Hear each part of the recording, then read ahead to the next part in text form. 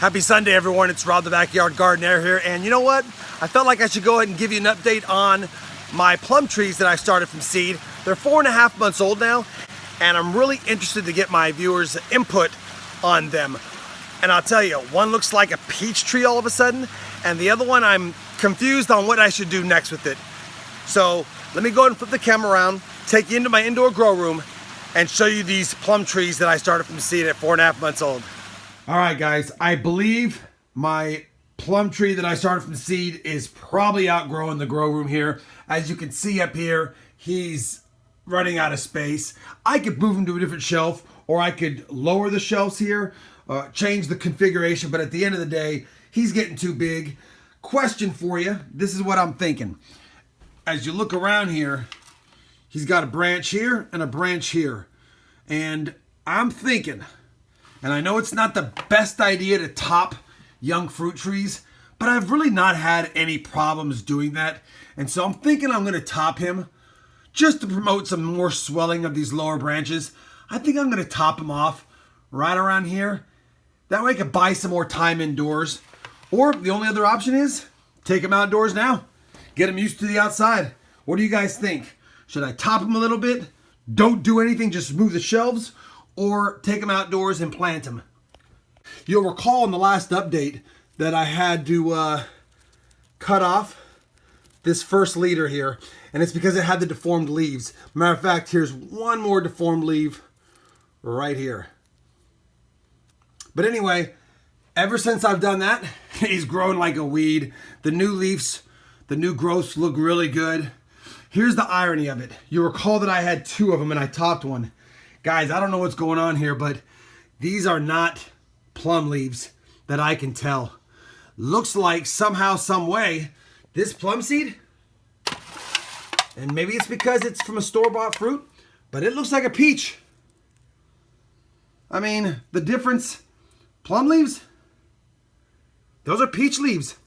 I mean, I guess I could be wrong. There's a lot of varieties, a lot of species in plums, but same exact batch of store-bought plums. You saw me cut them open in the first video.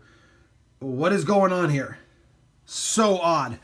Maybe it's a different variety of plum. Maybe it's just a hybrid plum that's now going to be a peach. I don't know. But let me know your thoughts. Have you ever seen plum leaves that look like peach leaves?